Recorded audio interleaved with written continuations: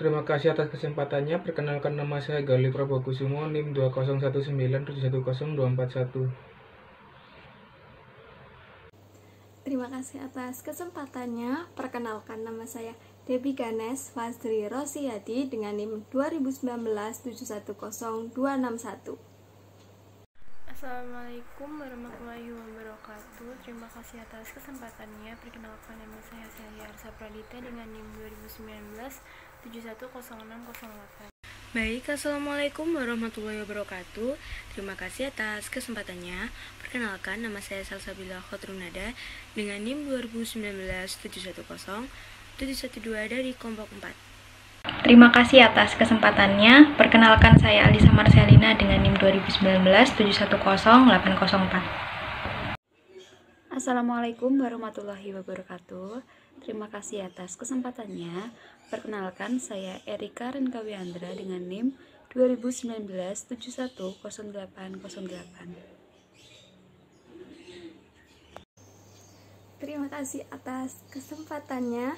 Saya di sini akan menjelaskan tentang pengertian dari e-commerce. Secara umum, pengertian dari e-commerce adalah bentuk transaksi perdagangan atau perniagaan barang, jasa, dan informasi dengan menggunakan jaringan komputer, termasuk seperti internet.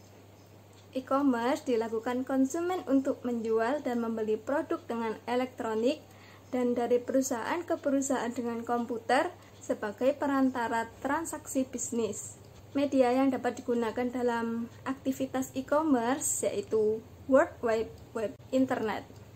Adapun menurut Kalakota dan Winston, e-commerce dapat dilihat dari 4 perspektif yang berbeda, yaitu pertama, perspektif komunikasi. E-commerce adalah penyediaan barang jasa, informasi, atau pembayaran melalui jaringan komputer atau media elektronik lainnya. Yang kedua, perspektif proses bisnis. E-commerce adalah aplikasi dari teknologi dengan tujuan mengotomatisasi transaksi bisnis dan langkah-langkah dalam melaksanakan pekerjaan atau workflow. Yang ketiga, perspektif layanan. E-commerce adalah sebuah alat yang dapat memenuhi kebutuhan perusahaan, konsumen, dan manajemen dengan tujuan meminimalisir biaya pelayanan, meningkatkan kualitas pelayanan kepada konsumen, dan meningkatkan kecepatan pelayanan konsumen. Yang keempat, perspektif online. E-commerce melaksanakan proses jual beli produk dan informasi melalui internet dan layanan online lainnya. Terima kasih. Selanjutnya akan dilanjutkan oleh rekan saya. Baik, di sini saya akan menjelaskan tentang jenis-jenis e-commerce. Yang pertama, e-commerce business to business atau disebut dengan B2B. Transaksi e-commerce ini dilakukan oleh dua belah pihak yang saling memiliki kepentingan berbisnis. Dua belah pihak ini yang saling mengerti dan mengetahui bisnis yang akan dijalankan dapat berupa kesepakatan spesifik yang mendukung kelancaran bisnisnya. Nah, yang kedua, e-commerce business to consumer atau disebut B2C. Business to consumer dilakukan oleh para pelaku bisnis dan konsumen secara langsung. Nah, yang ketiga, e-commerce C2C atau konsumen ke konsumen. Aktivitas bisnis penjualan yang dilakukan oleh konsumen individu kepada konsumen individu yang lain. Yang keempat ada e-commerce consumer to business atau C2B. C2B merupakan kebalikan dari B2C yang berartikan konsumen terakhir bertindak sebagai penjual dan perusahaan bertindak sebagai pembelinya. Nah, yang kelima, e-commerce B2G atau business to government merupakan turunan dari B2B. Perbedaannya, proses ini terjadi antara pelaku bisnis dan instansi pemerintah. Nah, yang terakhir ada e-commerce G2C atau government to consumer, merupakan hubungan atau interaksi antara pemerintah dengan masyarakat konsumen. Dalam hal ini, masyarakat dapat dengan mudah menjangkau pemerintah sehingga memperoleh kemudahan dalam pelayanannya sehari-hari. Yang selanjutnya yaitu mekanisme perdagangan e-commerce. Sistem e-commerce dapat dilihat melalui beberapa tahapan aktivitas yang disebut dengan mekanisme proses bisnis. Dari banyaknya proses bisnis yang diketahui, aktivitas bertransaksi adalah yang paling penting. Perusahaan dapat memulai serangkaian bisnis mereka dengan memakai internet sebagai sarana untuk berkomunikasi, memberikan berbagai macam informasi tentang profil atau usaha perusahaan dan produk atau jasa yang disediakan. Selanjutnya, penjual dapat bermodalkan website atau homepage, sementara pembeli dapat menggunakan internet atau website yang menyediakan layanan e-commerce. Macam-macam proses dalam mekanisme perdagangan e-commerce adalah sebagai berikut. Yang pertama adalah information sharing, bertujuan untuk mencari calon pembeli sebanyak mungkin karena prinsip pembeli adalah untuk mencari produk dan jasa yang diinginkan oleh mereka, serta berusaha untuk mencari ulasan atau review, serta penilaian atau rating. Yang kedua, yaitu pemesanan produk dan jasa melalui media elektronik. Pembelian yang terjadi antara kedua belah pihak entitas bisnis umumnya dilakukan melalui jaringan tertentu seperti EDI atau Electronic Data Interchange atau bisa disebut juga dengan extranet. Dan dalam proses ini terdapat 4 aliran, yaitu flow of goods, flow of information, flow of money, dan flow of documents. Yang ketiga yaitu menjalankan aktivitas purna jual. Pada mekanisme ini, penjual dan pembeli melakukan banyak komunikasi seperti protes atau mengajukan keluhan pada kualitas produk atau menanyakan terkait produk-produk baru yang akan diproduksi oleh perusahaan ke depannya. Terima kasih atas kesempatannya. Di sini saya akan menjelaskan mengenai metode pembayaran pada e-commerce.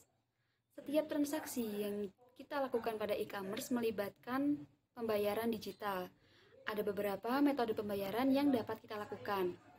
Yang pertama yaitu kartu pembayaran online, yaitu kartu elektronik yang berisi data terkait pembayaran. Kartu pembayaran online ini dapat berupa kartu kredit dan kartu debit.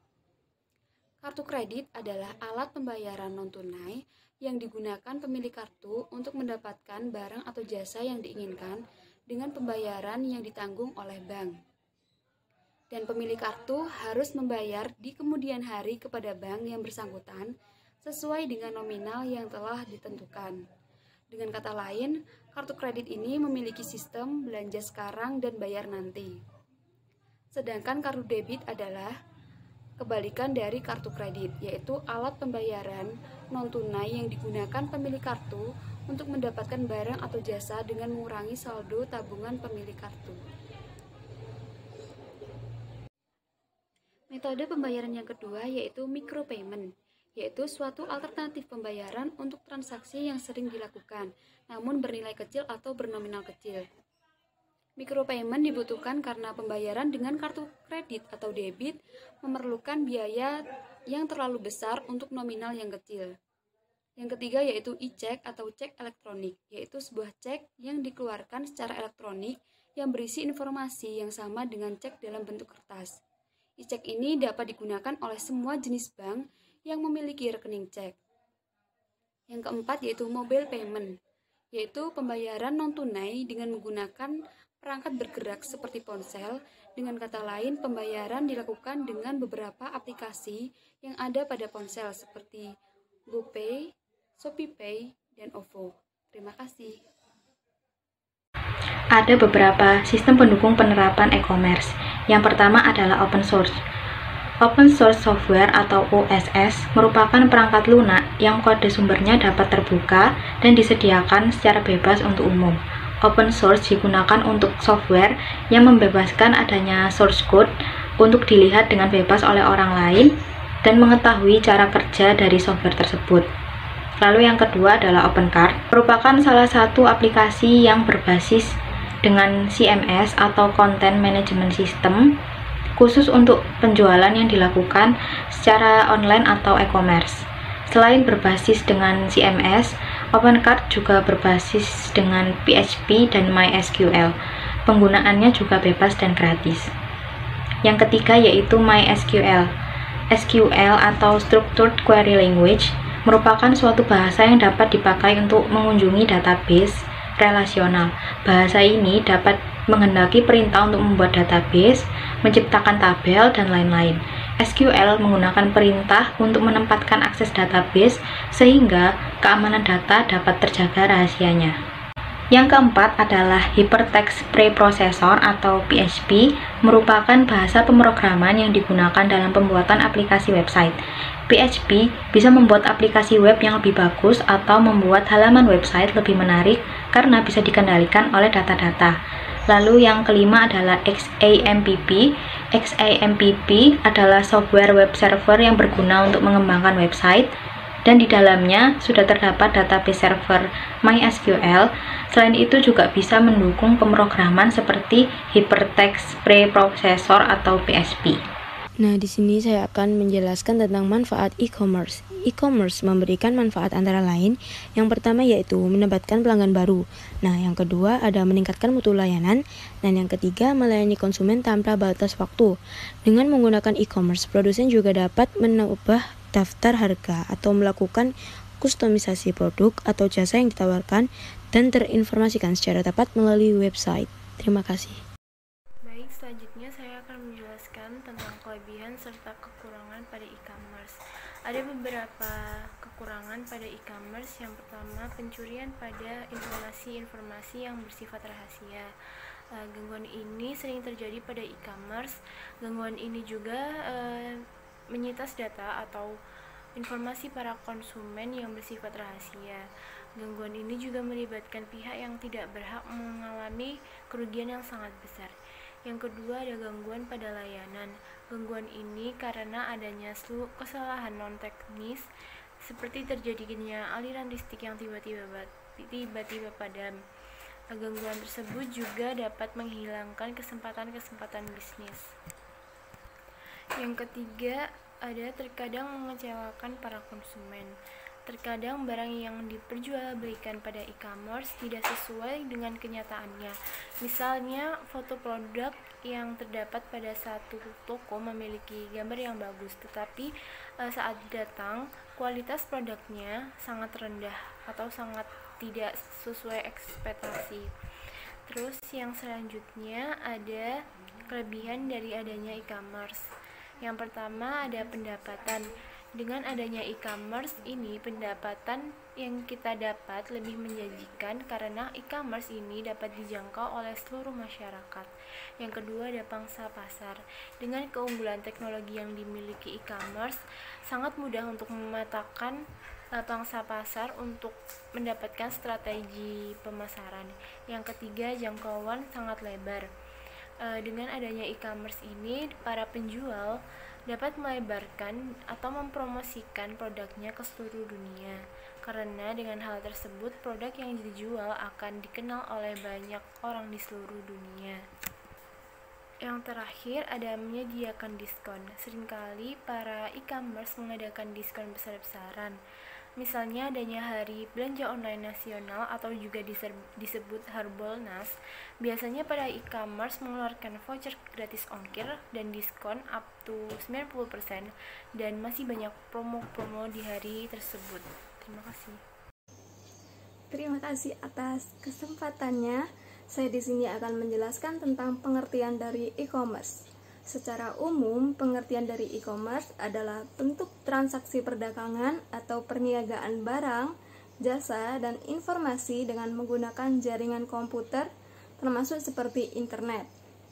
E-commerce dilakukan konsumen untuk menjual dan membeli produk dengan elektronik, dan dari perusahaan ke perusahaan dengan komputer sebagai perantara transaksi bisnis.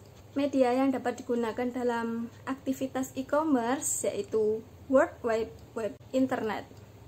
Adapun menurut Kalakota dan Winston, e-commerce dapat dilihat dari 4 perspektif yang berbeda, yaitu pertama, perspektif komunikasi. E-commerce adalah penyediaan barang jasa, informasi, atau pembayaran melalui jaringan komputer atau media elektronik lainnya. Yang kedua, perspektif proses bisnis. E-commerce adalah aplikasi dari teknologi dengan tujuan mengotomatisasi transaksi bisnis dan langkah-langkah dalam melaksanakan pekerjaan atau workflow. Yang ketiga, perspektif layanan. E-commerce adalah sebuah alat yang dapat memenuhi kebutuhan perusahaan. konsumen, dan manajemen dengan tujuan meminimalisir biaya pelayanan, meningkatkan kualitas pelayanan kepada konsumen, dan meningkatkan kecepatan pelayanan konsumen. Yang keempat, perspektif online. E-commerce melaksanakan proses jual beli produk dan informasi melalui internet dan layanan online lainnya. Terima kasih. Selanjutnya akan dilanjutkan oleh rekan saya. Terima kasih atas kesempatannya. Di sini saya akan menjelaskan tentang perbedaan bisnis online dan bisnis konvensional. Jika dihubungkan dengan transaksi jual beli dan pemasarannya, terdapat beberapa perbedaan dari keduanya, yaitu yang pertama, pada bisnis online, konsumen yang malas keluar rumah tidak perlu khawatir karena mereka tetap bisa membeli produk yang mereka inginkan melalui marketplace. Sementara pada bisnis konvensional, konsumen harus datang langsung ke toko untuk membeli produk. Yang kedua, pada bisnis online, konsumen hanya dapat melihat produk melalui gambar atau video. Sedangkan pada bisnis konvensional, konsumen dapat melihat produk secara langsung dan menyentuhnya. Yang ketiga, bisnis online memiliki pangsa pasar yang luas. Karena pemanfaatan digitalisasi, terutama e-commerce, dapat membawa informasi dari suatu produk atau jasa yang ditawarkan dengan sangat mudah dan cepat. Sementara pada bisnis konvensional, produsen harus membuka cabang di daerah lain untuk menjangkau pasar yang lebih luas. Yang keempat, pada bisnis online, konsumen tidak perlu berusaha payah menyiapkan uang tunai karena mereka bisa melakukan pembayaran secara digital. Sementara pada bisnis konvensional, pembayaran harus dilakukan secara cash dengan uang tunai. Yang kelima, media pemasaran bisnis online dilakukan dengan optimalisasi media sosial dan marketplace, membuat konten yang kreatif, baik berupa foto atau video yang menarik. Sementara pada bisnis konvensional, biasanya menggunakan brosur, pamflet, dan juga iklan televisi dan radio.